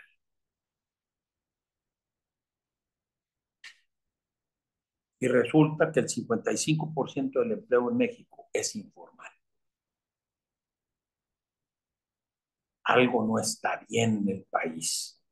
Segundo, en el tema de la economía social de mercado, se necesitan leyes que no permitan los monopolios, o sea, leyes antimonopolios y que fomenten la competencia. Y en México, de manera histórica, prevalecen los monopolios y la gente le tiene miedo a la competencia. Al extremo incluso que le tiene miedo a la competencia política. Eso ya es en el extremo. ¿Sí? Pero en el mercado la gente tiene miedo a competir. Y se necesita competencia. Tercero, una economía social de mercado mantiene estabilidad macroeconómica y monetaria, controlando también inflación. La inflación, decía mi padre, es el impuesto de los tontos, porque resulta que las cosas no están costando más, el dinero está valiendo menos. ¿Me explico? Y cuarto, en una verdadera economía social de mercado, el ingrediente social lo da un sistema de seguridad social fuerte, que al menos tiene seguro de salud, seguro de desempleo, seguro de vejez, que es la pensión, seguro de vida, al menos educación, que es importante la educación porque todo este tema de seguridad social fuerte cierra la brecha de la desigualdad social. Esa es la característica de un sistema. Todos los países que han cerrado su brecha su brecha de desigualdad lo han hecho con sistemas de seguridad social fuertes. Y en México la seguridad social es un asco. No aporta a cerrar la brecha de la desigualdad. Y la educación es otro de los elementos fundamentales para cerrar la brecha de la desigualdad, porque lo que iguala la educación en teoría es las oportunidades. Entonces resulta que en México, al no haber oportunidades de trabajo, porque no se están creando los empleos formales que demanda la demografía, que son los mexicanos que ya nacieron, entonces ahora resulta que la educación no está contribuyendo al ascenso social. Porque ¿cuántos jóvenes conocen ustedes que tienen un año de haber terminado la universidad y no encuentran trabajo? Porque no hay trabajo, porque México no genera los empleos formales que la demografía, los mexicanos que ya nacieron están demandando.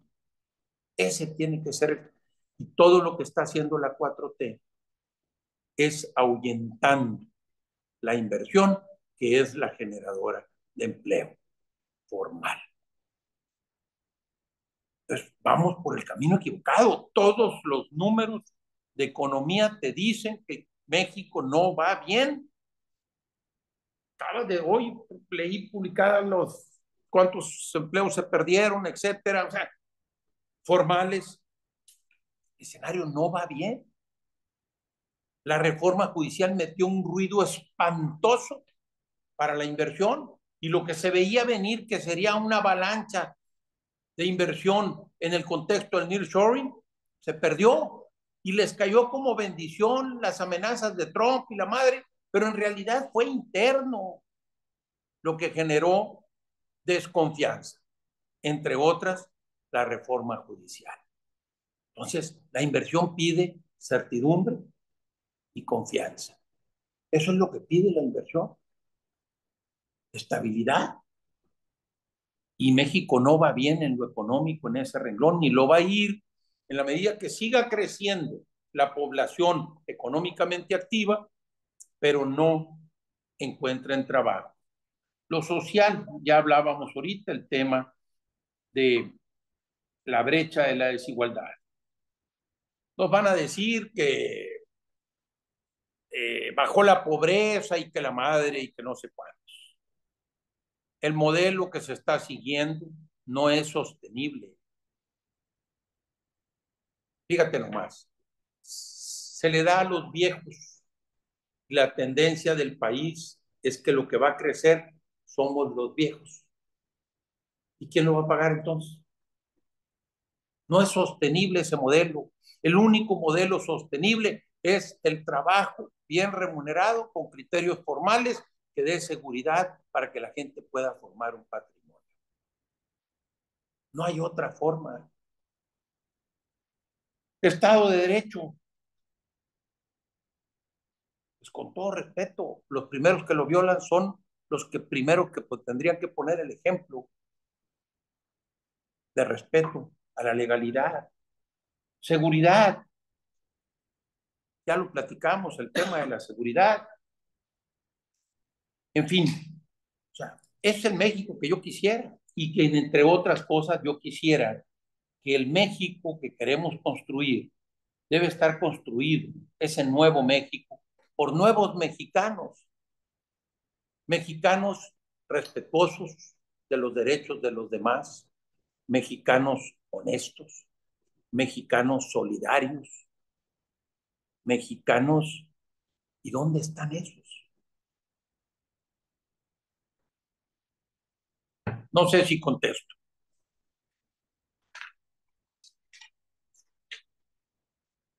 No te escucho.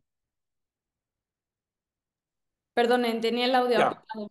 Voy a hacer las tres últimas preguntas, adelante. como las fueron mandando en el orden. ¿Cuál considera que es el mejor? Ah, no, perdón, esa ya la habíamos hecho. Entonces me perdí. Denme un segundito para abrir acá. Servidor va a contener para diputado local en el año 2027. ¿Qué cree que podamos hacer para que por lo menos en el distrito electoral donde voy a participar como candidato podamos tener un municipio libre del crimen organizado después de los datos que usted dio hace rato, en donde parece que ya controlan más de 230 distritos electorales? Sí, si quieres decirme las otras de una Ok, vez. va, de una vez la lanzamos entonces. Entonces, esa es la primera. Luego Sí, hubo varias que coinciden, así que las voy a resumir. Si conoce usted del movimiento Viva México que se está creando como partido político y si cree que tienen alguna posibilidad, ya que al final la democracia funciona a través de partidos políticos y usted ya lo vivió como candidato independiente, es difícil lograrlo. Y la siguiente pregunta es, yo creo que la política electoral debe tomar un segundo plano. Más bien debemos de enfocarnos antes en generar comunidades fuertes, primero a nivel local y de ahí que vayan creciendo para ayudarnos entre nosotros a resanar el tejido social del país. Ante un gobierno que quiere controlar todo, es el mayor acto de oposición. ¿Está usted de acuerdo? muy bien. Bien, primero, el tema de territorios, voy a llamarle, libres de crimen organizado. Ya lo explicaba. El crimen organizado va creciendo y se va fortaleciendo porque no lo atajan oportunamente quienes están obligados a ponerle un alto. Y lo que alimenta el crimen organizado es la corrupción. En otras palabras, el gran problema de México se llama corrupción. Que además no creas que es exclusivo del sector público. El sector privado es impresionante la corrupción que hay también. En otras palabras, pareciera que muchos de los mexicanos son corruptos. Y lo comento esto porque es la corrupción organizada la que le da soporte al crimen organizado. Gentes que deberían combatir al crimen son los que le dan apoyo y soporte. Entonces, primero, hubo una candidata a diputado aquí en Culiacán que hizo campaña y ganó por un partido político con un eslogan que decía por un Culiacán sin baches. Y nada tenía que ver los baches con la función como diputado.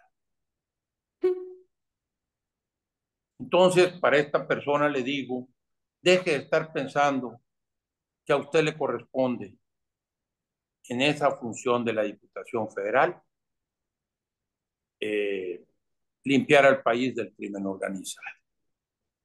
Que sí puede hacer y comprometerse leyes contra el lavado de dinero muy severas. Y voy a poner ejemplos. Acaba de haber una reforma contra el lavado de dinero, puras pendejadas.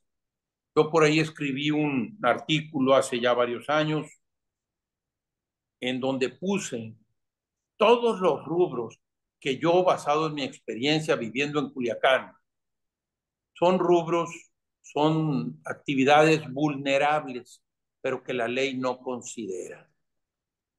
Y resulta que ahora que se dio la última reforma, ninguna de esas actividades que yo señalé como vulnerables ocupa un punto de vulnerabilidad. Y es que en México no se combate el lavado de dinero, porque en México se lava dinero de dos ámbitos. Se lava dinero del crimen organizado, pero se lava dinero de los políticos también. Entonces, ¿quiénes no quieren que se combate el lavado de dinero? Pues los políticos. Entonces, este señor puede aportar mucho, empezando por socializar el tema de la importancia de combatir el lavado de dinero, de la importancia de combatir el dinero sucio que llega a las campañas políticas, que eso es lo que genera compromisos de los políticos con el crimen organizado una vez que llegan. Y otra vez, la proveniencia de recursos ilícitos a las campañas políticas obedecen del crimen organizado, pero también de la corrupción organizada, es decir, del erario público.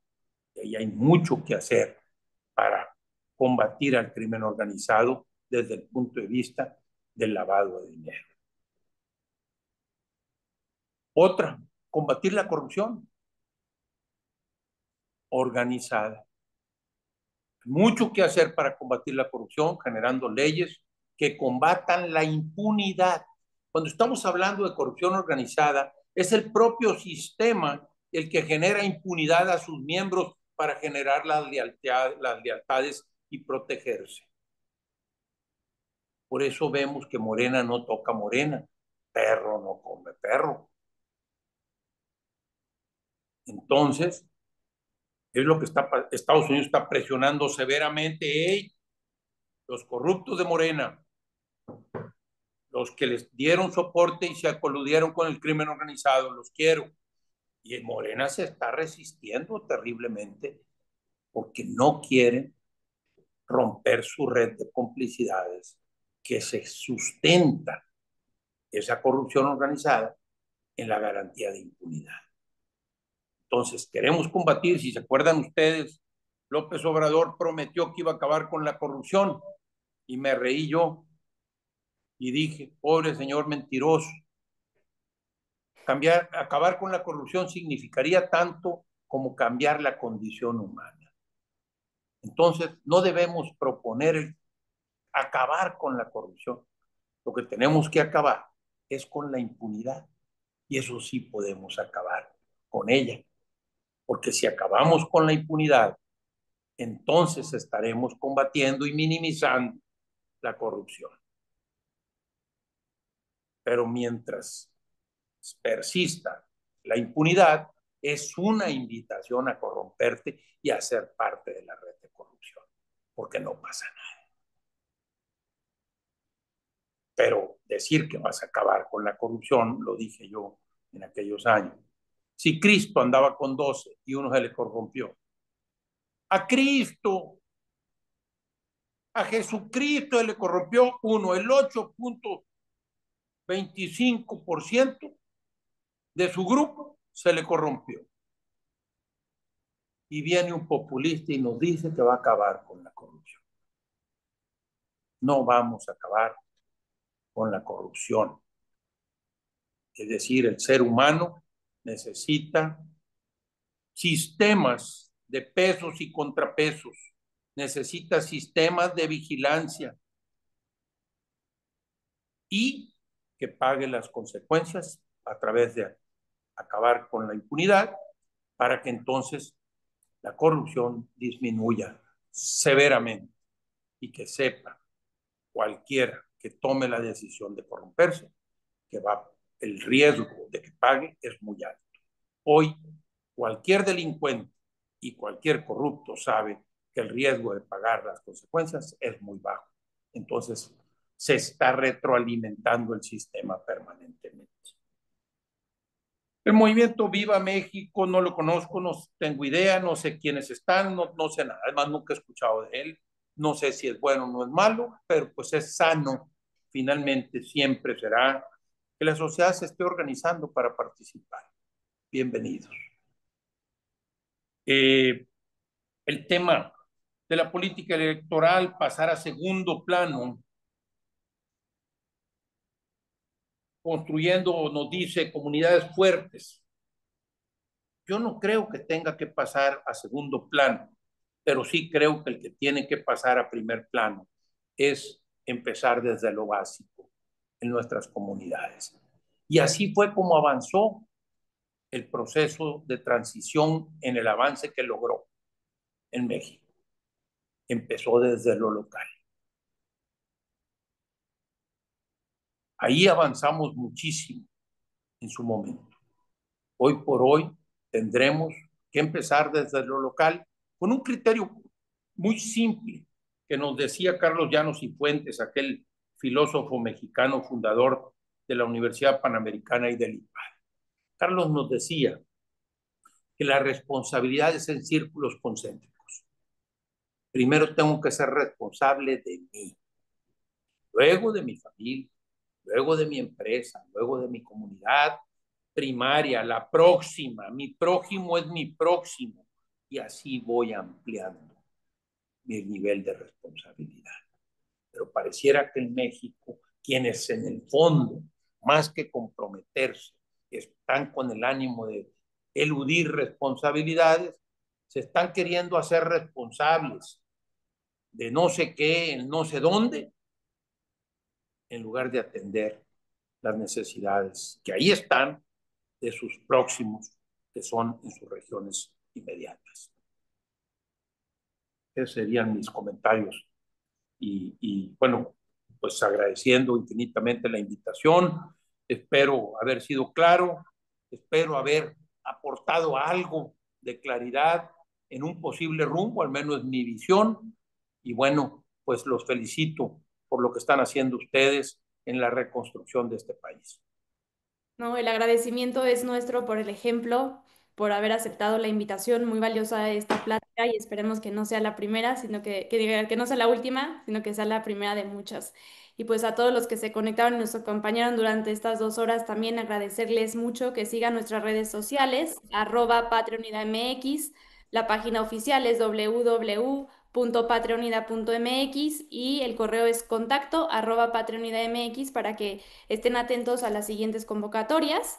Y bueno, con esto damos por terminado este seminario en el que los invitamos a comprometernos por nuestro país, porque basta ya de una clase política acostumbrada a la politiquería, que bajo el tibio discurso de lo políticamente correcto y la débil justificación del mal menor han cedido absolutamente todo, de mal menor en mal menor. Hoy somos consecuencia de una generación abrazada a la mediocridad y estamos convencidos en Patria Unida que requerimos una nueva generación de líderes virtuosos que aspiren en todo momento a los máximos, que aspiren a los máximos, que los vivan y que trabajen con ellos, con firmeza en principios, con honorabilidad, con nobleza de espíritu, con mucha congruencia y hoy más que nunca con coraje y valentía.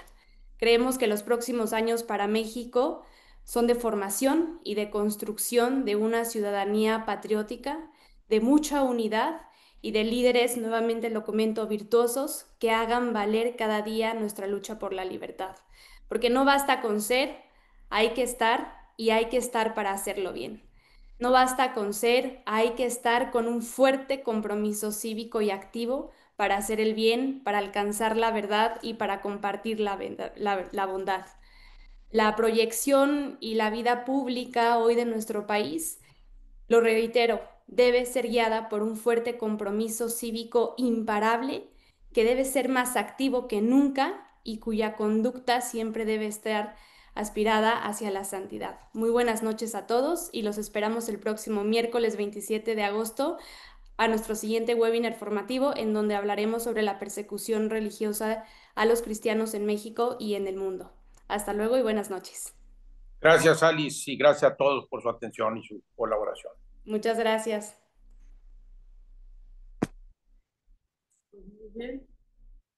¿Cómo es alguien aquí?